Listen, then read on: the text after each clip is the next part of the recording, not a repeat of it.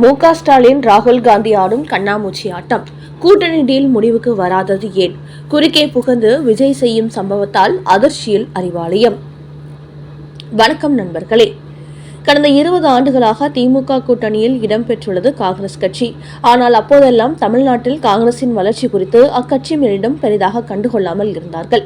என்ன காரணம் என்றால், திமுகவை விட்டால் அவர்களுக்கு வேறு வழி இல்லாமல் இருந்தது. தனித்து நிற்கும் அளவுக்கு வாக்கு வங்கியும் கிடையாது. ஆனால் இப்போது விஜயின் தமிழக வெற்றிக் கழகம் வந்த பிறகு திமுக இல்லை என்றால் அந்த கூட்டணியில் இணைந்து விடலாம் என்ற முடிவுக்கு ராகுல் காந்தி வந்துவிட்டார். இதற்கு பல காரணங்கள் இருப்பதாக காங்கிரஸ் கட்சி வட்டாரங்களில் கூறுகிறார்கள். முக்கியமாக திமுகவை பொறுத்தவரை காங்கிரஸ் கட்சியை சார்ந்த யாரையுமே சுத்தமாக மதிப்பதில்லையாம். வைகோ, திருமாவளவனுக்கு இருக்கும் மரியாதை கூட திமுகவில் காங்கிரஸ்க்கு இல்லையாம். அதோடு கிறிஸ்தவ, முஸ்லிம்கள் போன்ற சிறுபான்மை உள்ள அனைத்து தொகுதிகளையும் திமுகவுக்கு வைத்துக் கொண்டு சிறுபான்மையினர் வாக்கு வங்கி இல்லாத தொகுதிகளை மட்டுமே காங்கிரஸ்க்கு கொடுக்கிறார்களாம். இதுவும் காங்கிரஸ் கட்சி வட்டாரங்களில் பெரும் சலசலப்பை ஏற்படுத்தி இருக்கிறது. தமிழ்நாட்டை பொறுத்தவரை மோடிக்கு எதிரான சிறுபான்மை ஓட்டுகள் எப்போதுமே காங்கிரஸ்க்கு தான் வரும். ஆனால் திமுகவோ அந்த ஓட்டுகளை முழுமையாக தாங்கள் மட்டுமே அனுபவித்துக் கொண்டு வருகிறார்கள். காங்கிரஸ் கட்சி வேட்பாளர்களை திட்டமிட்டு இந்து ஓட்டுகள் அதிகமாக வாழும் பகுதிகளுக்கு திருப்பி விடுகிறார்கள். முக்கியமாக எப்படி இந்திய அளவில் பாஜக காங்கிரஸை வளரவிடக்கூடாது என்று நினைக்கிறார்களோ, அதே போன்று தமிழ்நாட்டில் காங்கிரஸை வளரவிடக்கூடாது என்று திமுக நினைப்பதாக அக்கட்சியின் தமிழ்நாட்டு நிர்வாகிகள் பலரும் ராகுல் காந்தியிடத்தில் புகார் தெரிவித்துள்ளார்களாம். குறிப்பாக தங்களை கூட்டணியில் வைத்துக் கொண்டு தாங்கள் மட்டுமே வெற்றியை அறுவடை செய்ய வேண்டும் என்பதில் மு.க. ஸ்டாலின் உறுதியாக இருக்கிறார். மற்றபடி எந்தவித அதிகாரத்திலும் நமக்கு பங்கு தரக்கூடாது என்பதுதான் திமுகவின் எண்ணமாக உள்ளது. அப்படி கொடுத்தால் நாம் தமிழ்நாட்டில் வளர்ந்து விடுவோம் என்பதற்காக அதை தவிர்க்கும் மு.க. ஸ்டாலின் காங்கிரஸ் கட்சியை ஒரு பொருட்டாகவே நினைப்பதில்லை. அந்த வகையில் காங்கிரஸை நேரடியாக எதிர்க்கும் பாஜகவை கூட நம்பலாம். கூடவே இருந்து குளிப்பறிக்கும் திமுகவை ஒருபோதும் நம்பக்கூடாது என்று தமிழக காங்கிரஸ் நிர்வாகிகள் மு.க. ஸ்டாலின் குறித்து அடுக்கடுக்கான புகார்களை ராகுல் காந்தியிடத்தில் கூறியுள்ளார்களாம். அதன் வெளிப்பாடாகத்தான் கர்நாடகா, தெலுங்கானா, கேரளாவை போன்று தமிழ்நாட்டில் காங்கிரஸை வளர்க்க வேண்டும் என்று நினைக்கும் ராகுல் காந்தி திமுக கூட்டணியிலிருந்து வெளியேற வேண்டும் என்று யோசிக்க தொடங்கிவிட்டாராம். அதற்கேற்ப விஜயும் கட்சி தொடங்கி தொடர்ந்து தங்களை கூட்டணிக்கு அழைத்து வந்ததால் அவரிடத்தில் பேச்சுவார்த்தை நடத்தியிருக்கிறார். அப்படி தமிழக வெற்றி கழகத்துடன் காங்கிரஸ் கட்சி பேச்சுவார்த்தை நடத்திய போதும் கூட ஆட்சி அதிகாரத்தில் பங்கு, கூடுதல் தொகுதி என்ற விவகாரத்தில் மு.க. ஸ்டாலின் இறங்கி வராமல் இருப்பது அவர் மீதான சந்தேகத்தை ராகுல் காந்திக்கு அதிகப்படுத்தியுள்ளதாம். குறிப்பாக தமிழக வெற்றி கழக கூட்டணிக்கு சென்று விடுவோம் என்று காங்கிரஸ் நிர்வாகிகள் விஜயிடத்தில் பேச்சுவார்த்தை நடத்திய போதும் கூட மு.க. ஸ்டாலின் தனது நிலைப்பாட்டில் உறுதியாக இருப்பதால் இவர் காங்கிரஸ் கட்சியை கருவேப்பிலை போன்று பயன்படுத்திக் கொள்ள வேண்டும் என்று நினைப்பதை ராகுல் காந்தியும் புரிந்து கொண்டுள்ளாராம். அதனால்தான் இப்போது வரை ஆட்சி அதிகாரத்தில் பங்கு, கூடுதல் தொகுதி என்பதில் அவர் உறுதியாக இருப்பதாக கூறப்படுகிறது.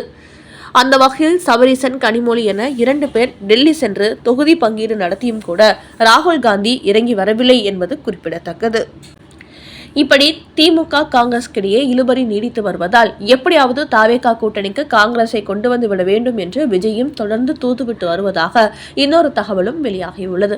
குறிப்பாக தமிழக வெற்றி கழகத்தில் 75 லட்சம் உறுப்பினர்கள் ஓட்டர் ஐடியோடு பதிவு செய்திருப்பதாகவும், இந்த 75 லட்சம் பேர் மட்டுமின்றி ஒவ்வொருவரும் தங்கள் குடும்பத்தை சேர்ந்த ஆளுக்கு ஒரு ஓட்டு எக்ஸ்ட்ரா கொண்டு வந்தால் கூட வெற்றி பெறுவதற்கான ஓட்டுகள் எங்களுக்கு ஈஸியாக வந்துவிடும். குறிப்பாக கடந்த தேர்தலில் திமுக 1,74 லட்சம் ஓட்டு வாங்கினார். அதிமுகவோ 1,53 லட்சம் ஓட்டு வாங்கினார்கள். இது 2 கட்சிகளுக்கும் இடையே 20,36,000 ஓட்டுகள் மட்டுமே உள்ளது. ஆனால் தற்போது எங்களிடத்தில் 1.5 கோடி ஓட்டுகள் உள்ளது. இந்த ஓட்டுகளோடு காங்கிரஸ் கட்சியின் ஓட்டுகளும் சேர்ந்தால் நாம் மிகப்பெரிய அளவில் வெற்றி பெற்று விடலாம். காங்கிரஸுக்கு 70 தொகுதிகள் தருகிறோம், 6 அமைச்சர் பதவி தருகிறோம். அதோடு காங்கிரஸ் கட்சிக்கு துணை முதலமைச்சர் பதவியும் தருகிறோம். எம்எல்ஏக்களின் எண்ணிக்கையை பொறுத்து ராஜ்யசபா எம்பிகளையும் பிரித்துக் கொள்ளலாம் என்றும் தமிழக வெற்றி கழகம் சார்பில் தொடர்ந்து ராகுல் காந்தியிடத்தில் விஜய் வலியுறுத்தி வருவதாகவும் தகவல்கள் வெளியாகியுள்ளன. குறிப்பாக திமுக கூட்டணியில் இருந்தால் காங்கிரஸ் கட்சி இன்னும் சில காலத்திலேயே கரைந்து போய்விடும். எங்கள் கூட்டணிக்கு வந்தால் காங்கிரஸ் வளர்ச்சி அதிகரிக்கும். எல்லா முடிவுகளையும் கூட்டணி கட்சியுடன் சேர்ந்து எடுப்போம். தனிப்பட்ட முறையில் எந்த முடிவையும் எடுக்க மாட்டோம். அதோடு விஜய்க்கு என்று தமிழ்நாடு மட்டுமின்றி பாண்டிச்சேரி, கேரளாவிலும் ரசிகர் வட்டம் இருப்பதால் அங்கும் காங்கிரசுடன் கூட்டணி வைக்கும்போது அது காங்கிரஸுக்கான வெற்றி வாய்ப்பை அதிகரிக்கும் என்றும் தமிழக வெற்றி கழகம் சார்பில் தொடர்ந்து ராகுல் காந்தியை வலியுறுத்தி வருகிறார்கள். இப்படி ஒரு பக்கம் திமுக இப்போது வரை காங்கிரஸ் கேட்கும் தொகுதிகளை கொடுக்காமல் இழுபறி நீடித்து வரும் நிலையில் இன்னொரு பக்கம் விஜய் தங்களுக்கு இருக்கும் வாக்கு வங்கி மற்றும் ஆட்சி அதிகாரத்தில் பங்கு போன்ற விஷயங்களை சொல்லி ராகுல் காந்தியை விடாமல் துரத்தி கொண்டு வருகிறார். இதனால் தொடர்ந்து மு.க. ஸ்டாலின் காங்கிரஸ் கட்சி கேட்கும் 40 தொகுதிகளை தரமாட்டோம், ஆட்சி அதிகாரத்தில் பங்கு தர வாய்ப்பே இல்லை என்று கூறிக்கொண்டு இருந்தால் கடைசி நேரத்தில் திமுக கூட்டணியிலிருந்து காங்கிரஸ் கட்சி வெளியேறுவதற்கான வாய்ப்பு அதிகரித்துக் கொண்டு வருவதாகவும் அரசியல் வட்டாரங்களில் கூறுகிறார்கள். அதனால் இந்த விஷயத்தில் மு.க. ஸ்டாலின் விட்டுக் கொடுக்காமல் இருந்தால் காங்கிரஸ் கண்டிப்பாக வெளியேறி தமிழக வெற்றி கழகத்துடன் டீல் போடும் வாய்ப்பு என்பது ஒவ்வொரு நாளும் அதிகரித்து வருவதாக காங்கிரஸ் கட்சி வட்டாரங்களில் கூறுகிறார்கள். அந்த வகையில் மு.க. ஸ்டாலின் கனிமொழியை டெல்லிக்கு அனுப்பி காங்கிரசிடம் தொகுதி பங்கீடு நடத்தி வரும் அதே வேளையில் விஜயும் தனது கட்சி நிர்வாகிகளை டெல்லிக்கு அனுப்பி பேச்சுவார்த்தை நடத்தி வருகிறார். இதனால் அடுத்து ராகுல் காந்தி என்ன முடிவெடுக்கப் போகிறார் என்பதை திமுக, தவேக என்ற 2 கட்சிகளுமே கலவரத்துடன் எதிர்நோக்கியிருக்கிறார்கள். குறிப்பாக காங்கிரஸ் கட்சியின் கோரிக்கைகளுக்கு மு.க. ஸ்டாலின் செவி சாய்க்கவில்லை என்றால் இந்த முறை திமுக கூட்டணியிலிருந்து காங்கிரஸ் வெளியேறுவதற்கான வாய்ப்பு 100% இருப்பதாகவே அக்கட்சி வட்டாரங்களில் கூறுகிறார்கள். அடுத்த செய்தி, கருப்பு சிவப்பு சைக்கிளில் ஓட்டு போட சென்றாரே அப்போது இனித்த திமுக இப்போது கசக்கிறதா? விஜயை விளாசிய ரங்கராஜ் பாண்டே.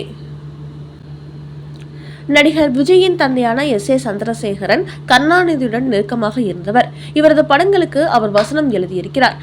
அந்த காலகட்டத்தில் அதிமுகவுக்கு எதிராக திமுகவுக்கு ஆதரவான படங்களை இயக்கி வந்தவர் தான் S.A. சந்திரசேகரன். அதோடு விஜய் கூட ஒருமுறை கருப்பு சிவப்பு வண்ணம் அடித்த சைக்கிளில் ஓட்டு போட சென்று திமுகவுக்கு ஆதரவான மறைமுக பிரச்சாரத்தில் ஈடுபட்டார்.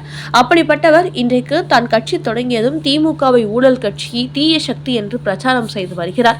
இந்த நிலையில் ரங்கராஜ் பாண்டே இது குறித்து கூறும்போது 2026 சட்டமன்ற தேர்தலில் தமிழக வெற்றி கழகம் 40% ஓட்டுகளை வாங்கும் என்று விஜய் கூறுகிறார். அப்படி என்றால் வரப்போகிற தேர்தலோடு 60 ஆண்டுகளுக்கு மேலாக காலூன்றி இருக்கும் திமுக, அதிமுக கட்சிகள் எல்லாம் மொத்தமாக வீட்டுக்கு போய் விடுவார்களா? நடிகர் விஜய் அரசியல் பற்றி எதுவும் புரியாமல் பேசிக் கொண்டு வருகிறார். ஒரு நடிகரை பார்க்க கூட்டம் கூடுவது என்பது வேறு, தேர்தலில் ஓட்டு போடுவது என்பது வேறு. அதோடு இளைஞர்களின் ஓட்டுகள் மட்டுமே அவருக்கு கிடைக்கும். அதனால் 2026 எம்ஜிஆரை போன்று ஒரே தேர்தலில் நானும் வெற்றி பெற்று ஆட்சியை பிடித்து விடுவேன் என்று விஜய் சொல்வதெல்லாம் சினிமாவில் வேண்டுமானால் நடக்கலாம், நிஜத்தில் நடப்பதற்கு வாய்ப்பே இல்லை. அதிலும் நீண்ட காலமாக திமுகவுக்கு ஆதரவாக செயல்பட்டுவிட்டு அரசியல் கட்சி தொடங்கியது திமுகவை ஊழல் கட்சி, தீய சக்தி என்றெல்லாம் இவர் சொன்னால் அதை விவரம் தெரிந்த மக்கள் யாரும் ஏற்றுக்கொள்ள மாட்டார்கள் என்றும் விஜய்க்கு எதிராக ஒரு கருத்து கூறியுள்ளார் ரங்கராஜ் பாண்டே.